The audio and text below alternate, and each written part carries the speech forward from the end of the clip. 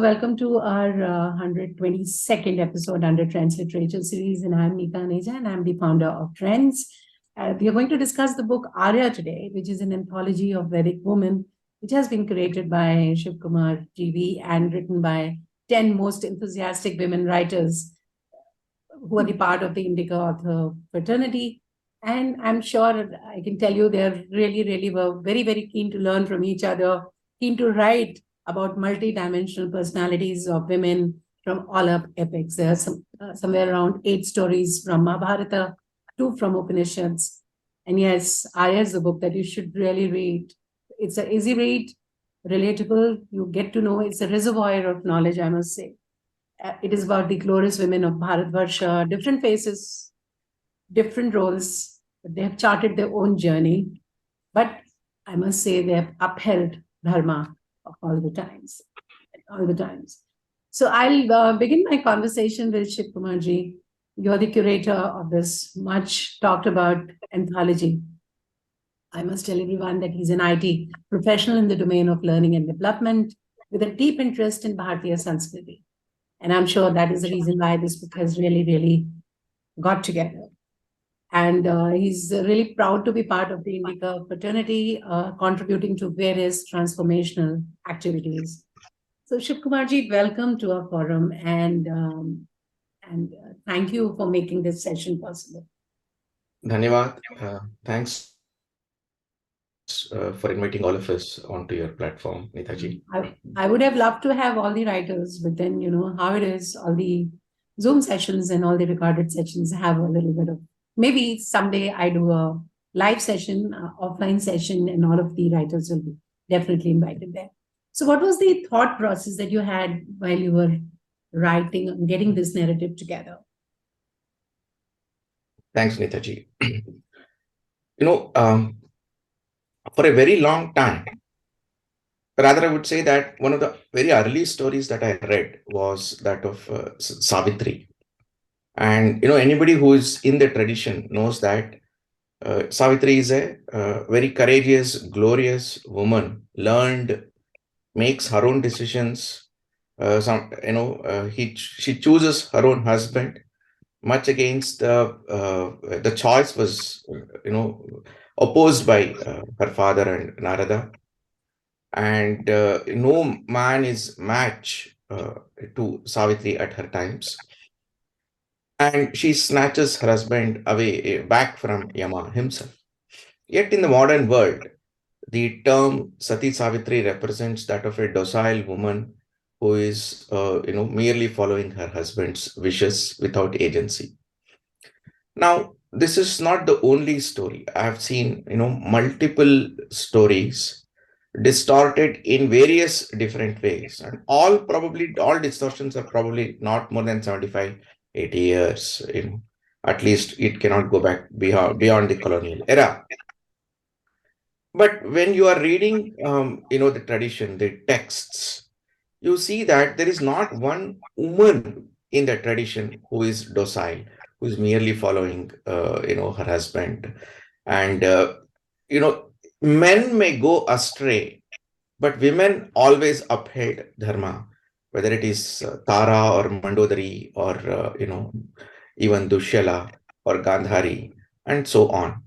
Given that this dual misrepresentation of, their being docile without agency and the culture being oppressive. This used to trouble me a lot, and I wanted to change this narrative. So, I had a compilation of my own list of prominent women in the last 3, starting from Vedic times all the way till 1800, including Jijabai, Ahilyabai, and all that. So, this was something that our proprietor, Sri Harikiran Vadlamani, also had in his mind, because he had something called a woman of substance he had seen in the West, where no Indian woman was represented. And he wanted to change his narrative. So when he called for, curators of anthologies, so then this proposal I made, saying that, women of substance, let us, have a narrative starting from Vedic times to modern times. And in every century, you will get nothing less than, 25, 30 with, without much effort actually. And if you put effort, you'll get a lot more. When I never tire to tell this story that in 11th century in Karnataka, there is a stone inscription where a figure of a woman is carved, a line diagram, and she's holding manuscript in her left hand. On her right hand, right side, there is a stool with a pile of manuscripts. My God. And the description given below is her name is Savinir Midi, and she is Sarvashastra Prasiddhe, and she died young, and that's why the society was celebrating her. Now, this is in 11th century, and no other civilization can boast it. And more importantly, this is not something that we have to give it to women as a charity. This is the place that they have created for themselves. This is a contribution to each of these women have contributed to the civilization, and the civilization itself is shaped by them. So, we wanted to change this narrative. Harikiran Garu accepted it. And then we called for the anthologies. And, 47 plus stories came. And selecting, of course, was difficult, but then some of the stories were, way cut above the others. And, based on various parameters, we selected. And what is more important is this vision that we had about seeking to change this narrative and reclaiming our own narratives, telling our stories on our terms, is shared by each of the 10 authors. The same compulsion that Indica had, Harikiran Garu had, and as curator I had, the same compulsion is, and that sense of urgency is there with every single author. And that intensity, you can see in these stories. And this is how this anthology has, come to be. And hopefully one day, together, all of us will reclaim all narratives starting from Vedic times up until modern times. So very wonderful, because the stories, all of them that you picked up, all the 10 stories, they are absolutely wonderful. I mean, from the warrior Chitrangada to beautiful Damayanti to Iron Woman Satyavati, amongst others. I mean, you picked them up, and I really hope all the 47 narratives that you got as part of this, you would come out with more anthologies and more narratives will find their place. But how did you keep the entire anthology together? I mean, working with 10 women writers, and how did the process happen, and how long did you take to kind of finally publish the book? Yeah, that's another very interesting but very fulfilling story and a journey. Yes. So totally, this has taken nearly 24 plus months. And, partially because of the complications that COVID brought, but also because we did not want to launch a product until we are completely satisfied. Right. So that is one. Secondly, the process had two, steps. The first phase of the process was for all of us to come together, to know each other very well, and appreciate each other's thought processes. That helped in kind of building both a unity in diversity and diversity in unity for this book. It was very essential that the book reflected a unity. It must look like a single book, yet it must look like the dhani of 10 different authors also needs to come out. So the striking that balance required an organic process of engagement that cannot happen with any project management. So right from the beginning, all 11 of us have been sharing each other's thoughts with each other's. Every single author has read every other story, and including the curator, and has shared their perspectives with the other. So which has given that space for each author to ensure that all dimensions of the character and the story and the context are brought out. So that is how an organic composition was achieved. So which itself took around 4 or 5 months. The initial part before we began the journey of the craft was that of ensuring an organic composition and ensuring that all dimensions of the character can be. It should this part be highlighted or not highlighted? Where should be the critical positioning of the story to be? For instance, in Bharati will herself will explain. In her story, Subadhra is anchored in that final moment when Pandavas leave, and then the entire story gets connected from that. Uh, and in Madhureima's story, the whole story is of a different Very different narrative, and which part needs more highlighting, which parts needs succincting representation. That is a long conversation that we have had with Madhureimaji. So the first part was this. Then the second part is when we engaged with professional scholars of writing and ensure that we polished our craft. It's extremely important that we can be. It's like Sachin Tendulkar will always play nets. If the master goes to the nets every day, then every single professional must go to one's own nets every day. So that is something that we went back and engaged with a very professional, scholar of writing craft, and we polished the whole thing. Then subsequently, we did many more rounds of reviews to ensure composition and so on. And then final last 3 months was preparation to launch. So this is the overall process of making of Aryaa. Definitely, because the hard work shows. That's why it is so cohesive and so engaging. That the best part in an anthology is that you can pick up the book any moment of time, any story that you find that you need to kind of go through, and then once you do that, you want to kind of read other stories as well. So I'll come back to you a little later, and I want to do Rohini ji. Rohini ji, you've been namaskar and welcome to our forum. It's such a pleasure to have you with us. You've been a writer of fiction, non-fiction, and also you do poetry. So how did you decide to write about Chitrangada? I mean, it's a beautiful story. The princess of Manipura, a warrior, then gets to be the wife of Arjuna. So how did you decide writing about it? Actually, when I grew up on the Mahabharata. And when I read the actual Mahabharata, I found a huge difference between the way most of the women are portrayed in modern portrayals, where they're seen as terribly submissive and, as Shivakumar ji said, not exactly the way they were actually portrayed in the Mahabharata. There's a huge gap. There's an enormous gap. And I had read some renditions of Chitrangada in which she changes her entire personality when she kind of falls in love with Arjuna. And that was not my reading. So I wanted a sort of modern take on it, in which she's a strong woman who knows her own mind. And why not reach a mature adult relationship with Arjuna? I had other stories in mind, but this one particularly worked out. And I like warriors because I have a background in martial arts, so that worked for me also. So I think it just happened. There were other stories which I didn't complete in time. This one got finished.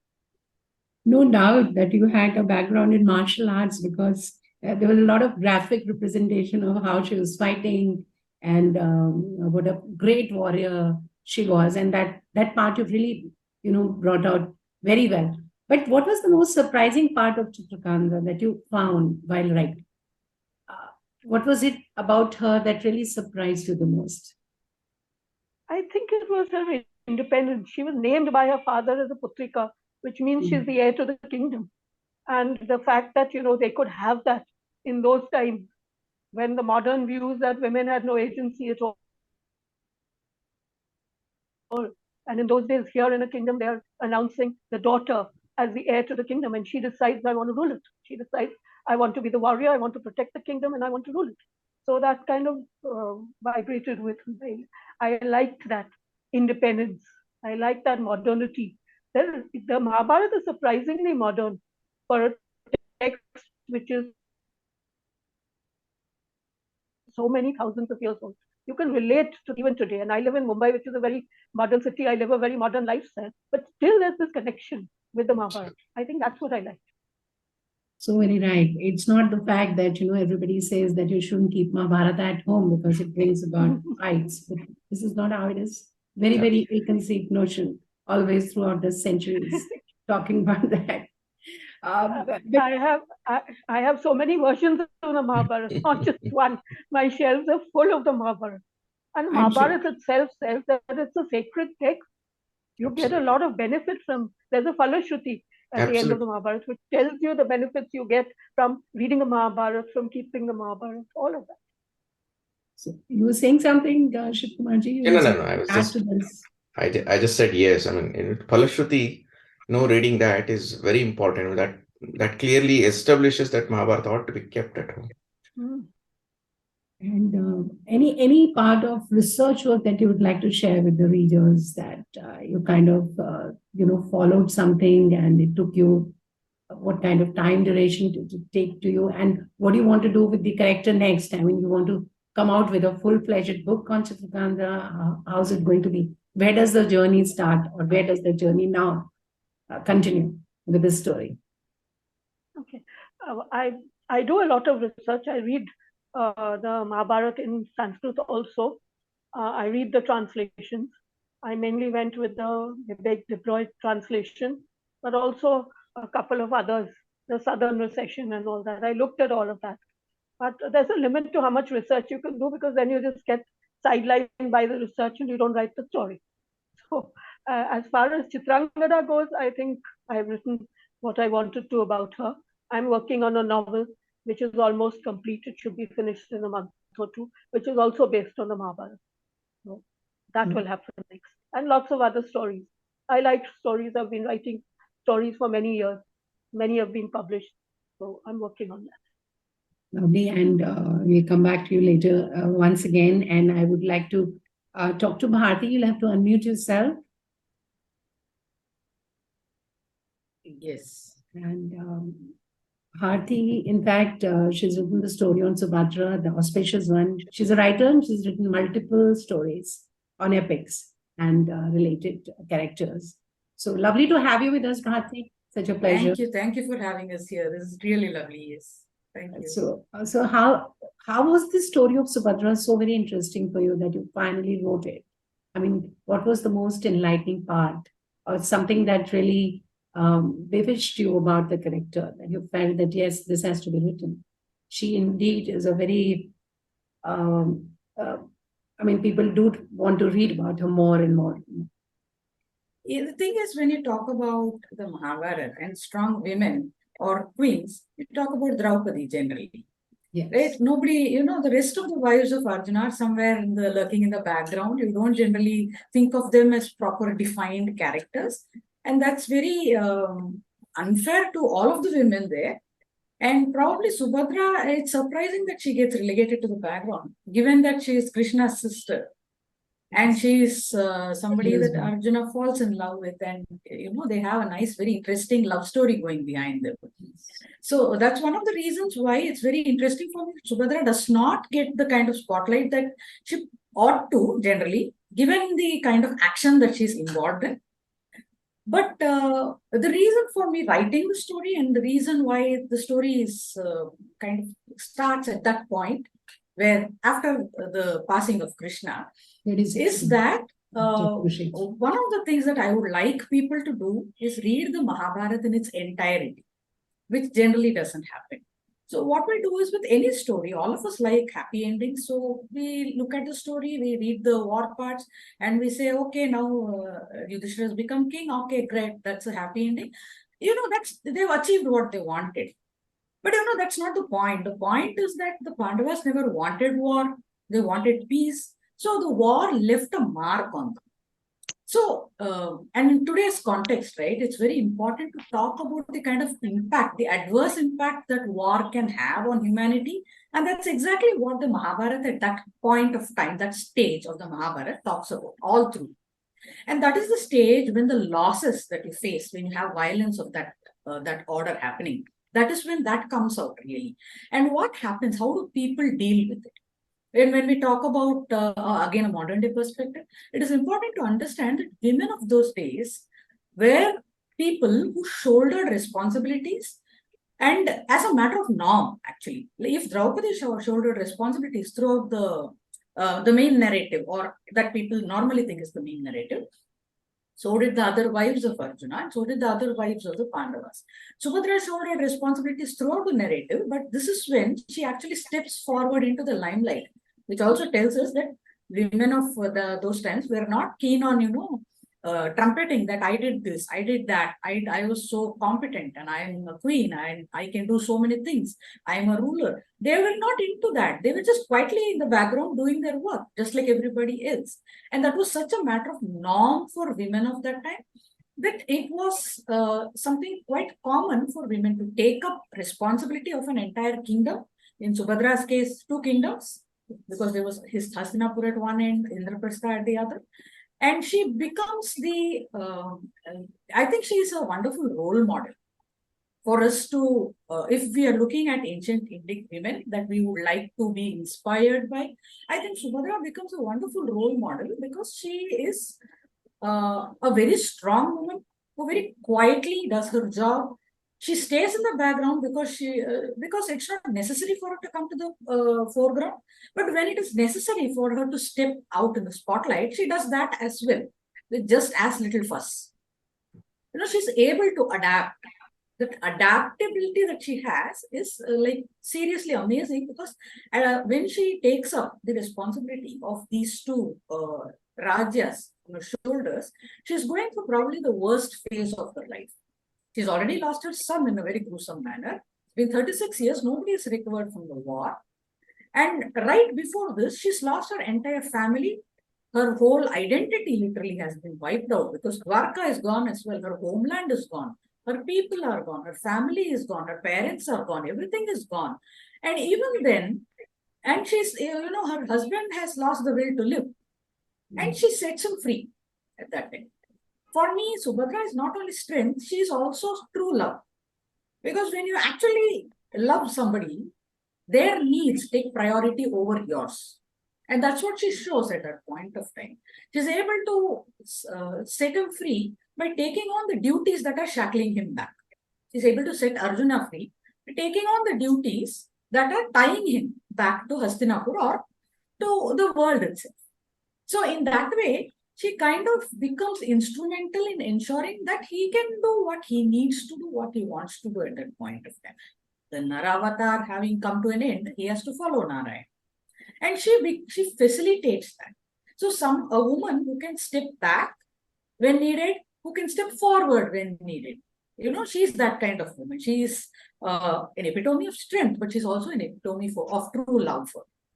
That is probably why I wrote that story. Absolutely. And I would say she's one of the most underrated characters in Mahabharata. And the way her relationship with Krishna, her relationship with Arjuna, and the dialogues that you've given in the book, it's quite captivating. And the kind of way you frame the entire story, and it makes it very fascinating one to read, that you start with after 36 years of shapes that you write about.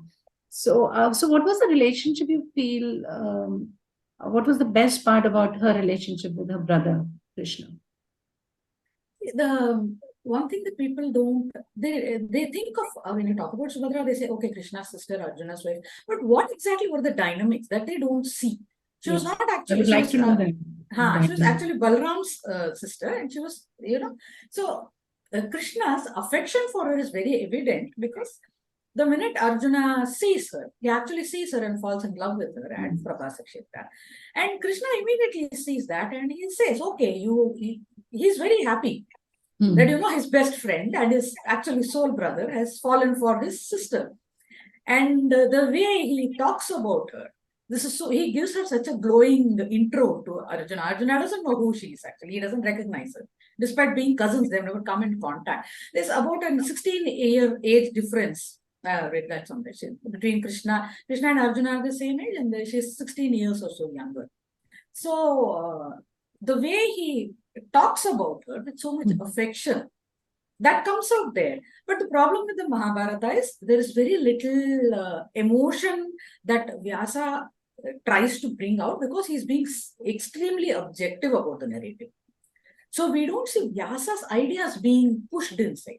We see the narrative being extremely objective. So we get all of these things, we get clues from their interactions, from the way they behave with other people. For example, if you take Subadhra, she comes to Draupadi and she says, she has absolutely no ego. She comes to Draupadi and says, I'm here, I'm not here to take your position as queen, I'm here to serve you. And Draupadi accepts her at once. Right. So in that way, we see that Subadhra is she comes in the guise of a cowherd maiden. So her roots she's never been a cowherd maiden herself. Those roots or that association of hers comes from Krishna, because Krishna and Balarama have been with the Gopas, and she, although she is born in Dwaraka, in a royal, after they became royals, but she still associates with that. So she belongs to Krishna and Balarama in the true sense of the word. She does not think, she is not a princess of Dwaraka, she is Krishna's family, she is Balarama's family. And that, those are, if you see, Krishna has been able to all his life, even if you set aside for the time being that he is God, he separates his personal desires from what needs to be done, what is dharma. He manages to see that objectively. That same objectivity you can see in Subadhra as well. The influence of Krishna on her, I think we can see it in that way. She is able to see what's the personal need of the hour at that time. She obviously doesn't want to stay back all alone. She would probably prefer to go with people she has lived with all alone. She would probably prefer to, live the life of being a royal, because there is literally not much left for her, especially after a grief of that magnitude. But she chooses to put all of that aside and do what is required for the Dharmarajya, which is what Krishna has done before, which is what Arjuna has done before. So the influence that of Krishna's values there, or what he stood for, I think that comes out there. That is how I interpret that Subhadra must have been influenced by Krishna. Very right. And definitely, if you would like to kind of put it in few words, what was the most surprising part of Subhadra that you came across while writing this book? Something really unexpected. I know, you've been reading, you've been researching, you've been also writing so much. So what was the most surprising part of Subhadra, and something that maybe nobody knows? One thing was, when I started writing it, it was all about sacrifice and how, when I began, it was my motive was to bring out the importance of Subhadra to the epic itself and to the whole concept of Dharmarajya and its establishment. That's how I started out. But then, as I was writing, is when I realized that a woman who's able to let go, that is what shows the depth and the intensity and the strength of her love for people. And she's done that with not just Arjuna at this point, but also with Krishna, because she's able to let go of the grief and understand that he's moved on, and she has to stay back. In the same way, she's able to let go of the grief that comes with Abhimanyu, with the death of Abhimanyu, and she's able to move on. When you're able to move on, I think in many ways it shows you that the love was so strong that it has given you the strength to live through a stage where that person himself is not present in your life. Your love still carries you through beyond that. It's enough to take you beyond that. I think that was something that I realized when I was writing. It didn't occur to, I have never looked at Subhadra like that before, as a representative of what love is, but I began to look at her like that after writing the story, or maybe when I was writing, probably. I think that is what I would say. You're right. And she kind of fulfills the proverb which says that if you love someone, please set them free. Yeah, comes back, it's yours. But then she's really an epitome of love, as you just said. And she knows that her separation is infinite. It's going to last until the end of her days. She's not even looking for getting back with him until her life is, as long as she lives, she knows she's never going to see them again. And even then she manages to set them free. That takes a lot of strength. you know. Absolutely. In fact, she is a mirror image of Satyavati. What happens to Satyavati and the way she anchors the future. And that is exactly how, Subhadra also does. And it is indicated in Mahabharata, whereas in Satyavati's case, it is elaborated. So, in a sense, there is that cycle keeps repeating. So right, absolutely. Coming to you, Madhureima, you've been a senior associate of research and training, and you've dealt with the story in a very, very different way. You've done the first person account. You keep on dwelling. You keep on arguing. Whatever questions come to you about the character, you kind of try to answer it and question it at that moment of time. So, how was the journey of you writing about Madhavi? You seem to have really enjoyed the way you've written, each and every line that I've read. I mean, you keep on going back to the story, back and forth. You keep on having even the characters in your dream. So, how did it go with you? How did you kind of very differently, dealt with the story? So, one of the reasons why I chose this style of writing, anchoring it in the present moment, is because when I first learned about the story of Madhavi, that was in 2016. Until then, I did not know that there existed a character called Madhavi. She's not a very well-known, well-talked about character. I was going to a spiritual retreat, and on my way, I met another participant. She was also going to the same retreat, and she's an actor. And she had played the character of Madhavi on stage. And, we started talking, and she told me that, this is something that I had done. And I was like, okay, this is this character from Mahabharata I'm not at all aware of. Let me quickly Google. And, I browsed about it, and that's when I got to know the story. The story that she used for her play came from Bhishma Sahani, a very well-known writer who wrote this play on Madhavi, which became very popular in 1980s. And,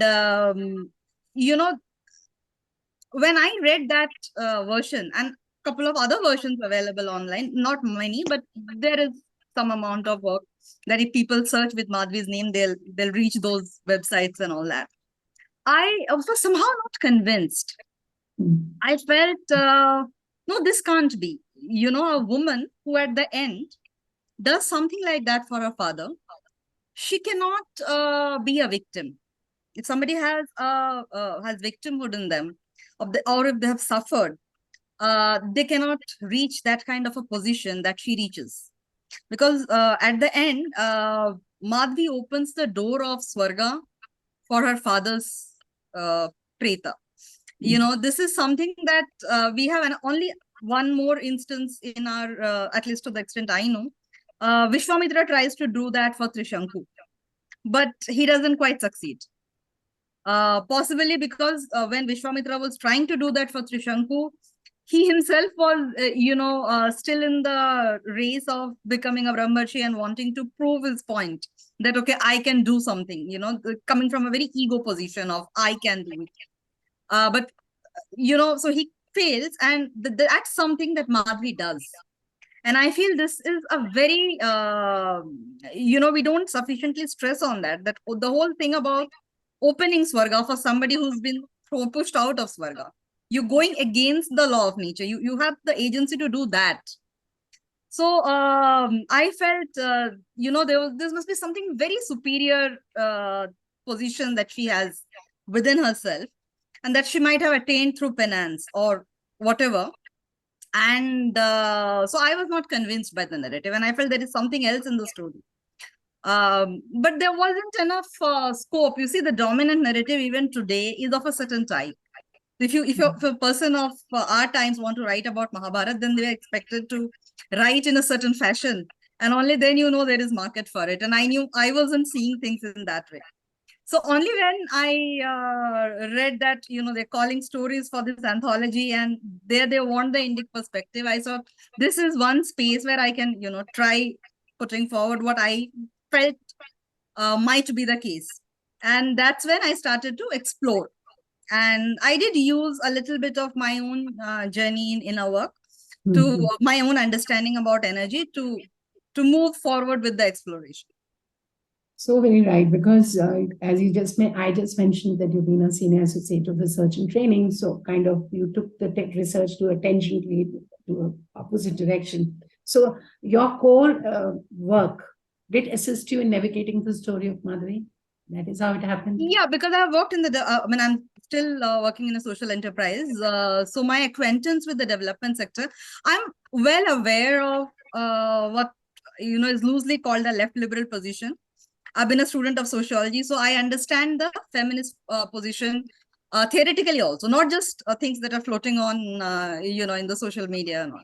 So that knowledge did help because, the first part of the story anchors that position.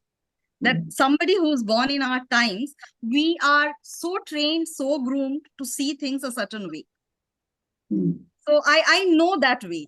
I know that way firsthand, and I'm trained myself in that way. And for the second part, what really helped is my training in inner work. So I think I've had the privilege of knowing both the worlds pretty well, and firsthand. So I have had the training in both the ways of looking at. So I could show that things appear a certain way in this lens. A lot like we had those laughing houses when in our childhood we went to exhibitions. So you went in front of one mirror, you looked a certain type. You went in front of the other mirror, you looked a certain type. And the way the mirror showed you spoke a lot about how the mirror itself was constructed. Yeah, and I felt the way art, people see Madhavi's story in our times shows a lot about how they perceive things and how their worldview itself is. Absolutely fascinating. So how was Shivkumar's reaction to your kind of story? How did you like her way of dealing the story in a very, very different manner? Yeah, I was like, let me. The first part when I was reading, yes, I was like, where is this going? And I'm recounting my first reading of when I got. First of all, the moment I got that, I was very happy because Madhavi was one character that I really wanted to have as part of this anthology. See, Draupadi is somebody who has been written well. Sai Swarupa has written an entire novel, and that perspective is known. And like Bharati said, Draupadi is where we anchor a lot. But Madhavi, I had read Bhishma Sahni's Hindi work, and I was some like how she said, something disturbed me, saying that this can't be, and but I immediately went to the original, and I was aghast to see the kind of misrepresentation that Bhishma Sahni has done. And I'm well connected with the Kannada literature and theatre world, and I've seen innumerable shows of Madhavi based on Bhishma Sahni's work and its other reimaginations of Bhishma Sahni's work. It's to that extent it's gotten distorted, but thankfully it does not have the same kind of reach that other stories have had. So few people know, and I was very determined. At some stage, this must get corrected. But I was very thankful that I got that. But first part reading the story, then I was like, where is it going? And then when the second part came, I was like, oh, okay. So now this is how it makes sense. And when it ended, I was like, hip hip hooray, and there was a sense of joy, and I immediately shared it with a couple of people who I wanted them to read as well. So that was how it was, and it's this is the only way in which it could have been presented, because for people like Madhureima ji said, for people to know that you are reading it through a mirror, it's extremely important for them to make this journey too. So previous to this, when I was writing my Mahabharata series, I had written a story on Yayati, where Madhavi comes and her story comes as part of that, and where she, calls her children to elevate, elevate Yayati to, the whole to Swarga. So I had seen, so it was ready in my mind, and this story just. This is an extraordinary story. In the entire tradition, there are some extraordinary stories. I would say this is not the only one. This is one among the extraordinary journeys because Madhavi has special boons. Her journey is unlike anybody else. And what's important is every non-standard journey within the tradition is looked at, as though it's one of those paths that are available to, people. There is a sense of normalcy with which extraordinary journeys are portrayed. And, all the four kings who marry Madhavi, all of them are respectful of Madhavi. Their kingdoms are respectful of Madhavi. The four children born are themselves exceptional in the tradition. They are revered in the tradition in their own way. And of course, finally, they help Vihati go back to, Swarga. So in every sense, Madhavi is a hero in this story. So a victimhood narration is only possible by deliberately, distorting. Of course, modernity as as an ideology gives you those instruments to quickly distort without even being aware that you're distorting. That's the unfortunate, power that an ideology has. And, Madhurima ji managed to show how to break it. It's not just the portrayal. This is a decolonization story. This story is about how you have been colonized in your mind and how you can decolonize yourselves. So it serves that purpose apart from presenting Madhavi in the true light of the tradition. Fantastic words. And I think you understand this more because you put all the stories together. Coming to you, Rohini ji, how do you think future generation will take your protagonist? What message will the youth have? Will Chitrangada have for the youth? And it's very important, the narrative to be passed on. I think right now we are all aiming that more and more youth are aware of what was happening in the past. That's why the textbooks, the history books are being revised. We're trying to get the narrative across so that it benefits maximum people. You being so experienced, how do you think your narrative and the narrative of perhaps all the other characters influence the future generation? I think it's very needed because very few people are going to go and actually read the text. And also, the translations of the text are not very easy to read in many places. So I think it's very necessary to recreate it, keeping the original narrative and bringing out the characters. And this book has been passed on. A friend of mine, her teenage daughter is now reading it. So I would like to know how she reacts to this. It would be very different because they've been brought up in schools where they're taught very different mindsets. And we've also been there, so I understand where she's coming from. But I don't think, they have to be introduced to the Mahabharata and other texts from a very modern angle so that they can understand it. So they can understand the meaning of it beyond the window dressing, which is thousands of years old. So I hope that this will bring an interest into that. I hope Arya as an anthology and all the others, anthologies from Indica and others, will bring an interest again into going into the text, going into the epics, going into the Puranas, reading some, going into our roots. We need to bring our roots back. So very right. This was important to come from you because you've been such an experienced writer. And how about Chitrangada? What message do you think she'll have for the future? Her character. I think many women can relate to her. Many women can relate to her independent mindset in today's world. Because, there were other women I could have written about. There was Savitri. Savitri, the original story is totally different.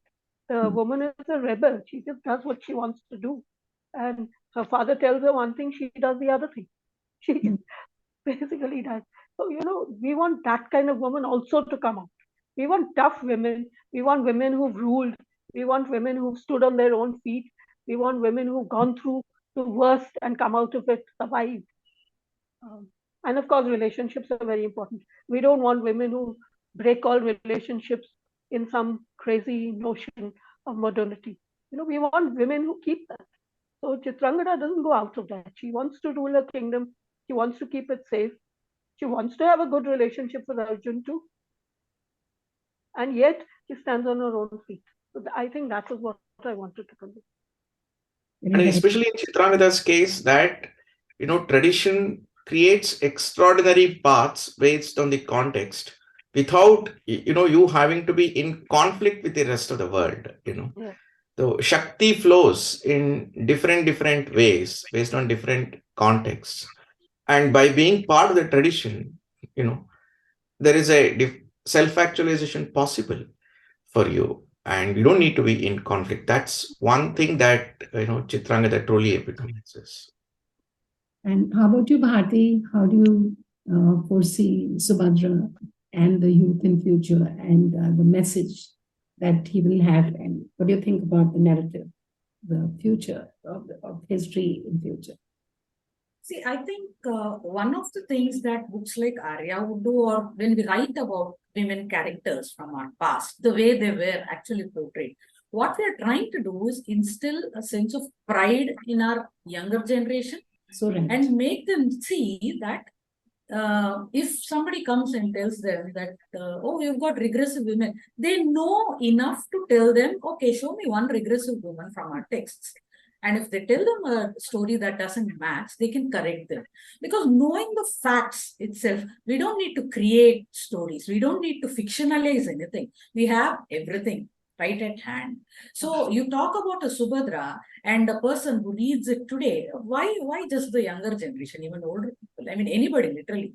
You look at Subadhra and you realize that the way to challenge, way to handle a challenge is to just face it head on, calmly, quietly, gracefully. And not given to emotion at that point. Emotion has its place. Emotion plays an important part in her life. It is emotion that makes her, gives her the ability to deal, actually. So that is another thing. Women being emotional is their strength. It's not their weakness. Emotion or sensibility or sensitivity can never be a weakness, be it a man or a woman. Arjun breaks down when Krishna dies. He loses the will to live. It is emotion that makes the world go around, right? It is, these are the bonds that we need to nurture. And I think Subadhra makes that very clear, that being an emotional person or being somebody who prioritizes family ties or prioritizes what she needs to do for her people, her society, her kingdom, is probably the greatest sacrifice of them all. That takes the greatest strength of everything. And to be able to do that when you have been in such a situation tells you what kind of strength the women of those days had, because she's expected. Yudhishthira actually hands it over to her. So he knows she is competent. Women were known to be competent enough to do it. So that is one thing that I think future generations must know. We believed our women were that competent to be enough to be rulers, to, script the future of Bharatvarsha itself. That is something I think we must pass on, and I hope I will pass that. I totally agree, because books like Arya, books like any good anthology on different narratives, it makes even the youth and the future generation read. And as Rohini mentioned, it's easier for them to kind of go through easier narrative and then carry on and discover the epics and get interested. Getting them interested, I'm sure, and getting them engaged in today's world of social media is one of the most difficult things one can do. But I think narratives like yours, the way you're writing stories, and I expect a lot of more stories from you coming in future, definitely will be helping all of us to pass down the generations. How about you, Madhureima? What do you think, Madhavi? How does she get into the future narrative? How does she help us out? So I have presented the story itself, and I've told her she's the icon for modern women. And I've said that because I feel somewhere contemporary women, especially if you come to inner work, a lot of other working with relationships and with sexuality. And we are stuck between these two polarity of repressed sexuality or overexpressed sexuality. In between these two polarities, Madhavi's story brings out how one can place one's sexuality in the way possibly nature wanted it to be placed. It brings out the relationship between karma and dharma. People who study Jyotish will understand that, when we look at people's charts, we see that one's karma must come from one's dharma. And when one has contributed to one's artha, then it automatically takes one to one's moksha. So there's a connection between these two things, which is kind of, if you look at the contemporary narrative, it is gone. We think that there is a conflict between dharma and karma. I want to do X, Y, Z, but my duties are X, Y, Z. So now I'm stuck. Now I'm in a conflict. So I feel Madhavi's story is very important because it breaks this conflict-ridden frame of mind. It helps us understand that we, our individuality makes sense and find meaning only when we are connected to a collective and we are serving the collective. So the collective nourishes the individual, and the individual, when it contributes to the collective, it finds fulfillment. I mean, as a writer, if nobody reads my story, where is the fulfillment for it? So, I can't just be writing what I feel like writing without thinking what the context for it is. And the next most important thing connecting to the context thing is where the story is placed in Mahabharata. I think, when we look at Bhishma Sani, he has removed the ending of the story and he has removed the context in which the story is placed. And the context of the story is Madhavi's story is being told to Duryodhan to encourage him to drop vanity and adamance. The beauty of Madhavi's journey is she knows when to surrender to the forces of nature that are trying to shape her life and when to take agency. One cannot always be in that agential thing, trying to control life. So there are moments when we can control things, and then there are moments when we should just let go the control and allow life to guide us. So it is to, help people see this aspect, that when we can take agency and when we must drop agency. So that is the context in which the story is told. And I think that is the context which is very relevant to our times. Because, we have one of the highest suicide rates in the world. And that's because people are so torn between factors. You have to be in deep conflict to want to give up your life. So I think it's a very, very, very relevant story for our times. So, right. And all the stories in anthology, I mean, it's an excellent anthology of lesser known women from Hindu epics. So, Shivakumar ji, what would you like to say? I mean, we have discussed that, yes, this narrative has to be known to in future, and books like yours will definitely help out, and the future books that you're going to talk about and come out with going to help. But how does it go with this book reaching the vast audience? What are the special, because this is really a invaluable book. How are you kind of looking into now the most taxing part, the marketing of this book, or maybe getting it to the wider audience? How's it going? I know it is making a lot of buzz, but how are you kind of going about it? Yeah, very important question. Finally, at least, we as a generation, we have realized that it's one thing to create a piece of art, and it is another thing to ensure that, we reach it out to the audiences everywhere. So I like the word coined by Sai Swarupa Iyer, which is, authorpreneur. So in a sense that, we even in the past, there was a Kannada author of great repute. He was respected very deeply, but wherever he went, he took a bag of books and he would sell them, whether it is marriage hall, whether it is, any social gathering. So he was known for that. So all of us are doing that. We're all traveling to different parts of the country. We're getting invited. Thanks to Harikiran Garu, we are having this opportunity to go everywhere. We had an event in, Coimbatore recently. And, before that, I presented it in 3 literature festivals, Chennai, Khajuraho, and Mangalore, where it was very well received. Last week, we had an event in Mysore, where none other than Her Highness Srimati Devi Odayar launched the book, and we had a very beautiful conversation. Some young women there asked such important questions. I'm thinking of writing entire essays in response to those questions. So we will take this everywhere. And my own objective is that in this course, I did create new curators. Finally, it is impossible for any one person to do this, and this is a civilizational narrative reclaim. Means you need 100, 200 curators who will come and ensure that there's one book. So when we have an Arya series of let's say 50, 60 books, that's when you can really pass on a legacy to the next generation, and say that this a sense of role model can be created. With 1, 2, 3 characters, it's going to be difficult.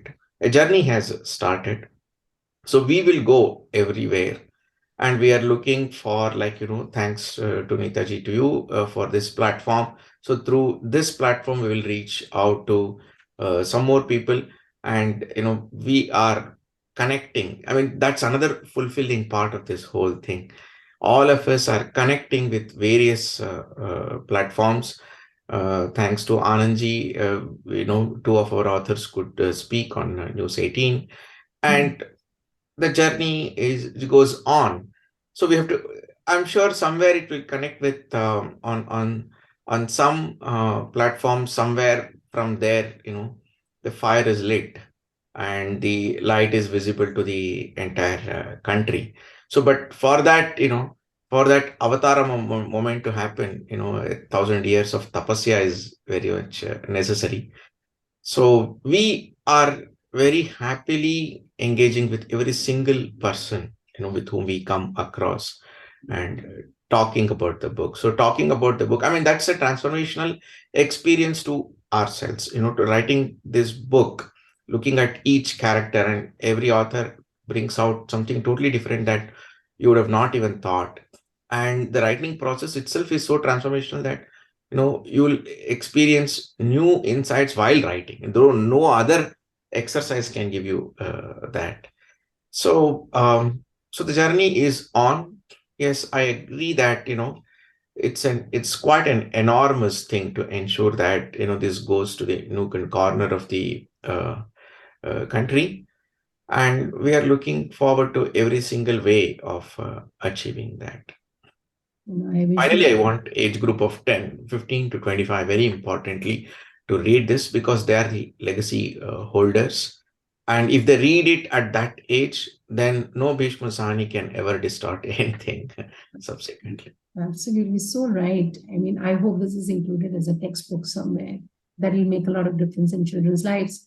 I've had the privilege of having Sai Surupayar, Purukumar, Deepak, in fact, thanks to him that he introduced the book to me, and I could subsequently get in touch with everyone. And Shivakumar has been really been talking about this. And people like Neera Mishra ji, Property Dream Trust. I'm very, I would say I'm very blessed to have had such great authors. And now today with Arya, the journey continues even for me, because I think this should be carried on, and we should, all of us are involved in the circle of making everyone aware. So one last word from Rohini ji, Madureima, Bharathi, and finally Shivakumar before we end this session. Thank you. Thank you for inviting us here. And this Arya journey has been wonderful. I'm so happy that I saw that submission call and sent a story in, and it's been an amazing journey. I hope there are many more. And it would be nice if a lot of people read it and got a different opinion of what the epics are all about. Bharti. So I think all of us have been always, I guess, trying to ensure that people get more interested in reading the authentic versions of texts and making up their own minds, rather than taking the shortcut way of going and reading modern day retellings, which may be heavily fictionalized, because there's nothing wrong in reading fictionalized version as long as you know it's fictionalized.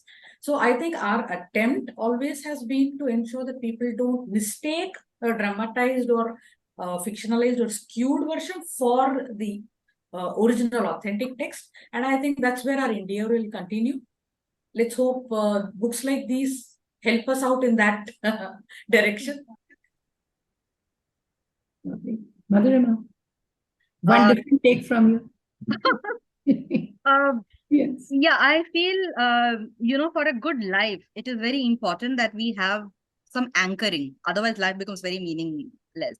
Right. And we as Bharatiyas, we have something very solid to anchor us, and that is our ancient past, our Itihasas and our Puranas. And I would really urge people to read these. It's like not drawing from your bank balance and becoming a pauper. Like, it's funny, it's ironical, it's very sad. So I would really urge people to read the Mahabharata. Read, like Bharti was saying, read the modern retellings. Yes, we must read them. But also read what is there and then decide which is better and which makes more sense. Because I think there is a power in truth when we read things which are honest and truthful. There is a different resonance that one feels. So I would really want, encourage people to read more of Itihasas and Puranas and know who they really belong to. Lovely. Shivakumarji, one last word from you before we... First of all, thanks to you, Neetaji, for offering this platform, and you're doing such great work. I've been following all the videos, and through this platform, we are reaching out to thousands of people.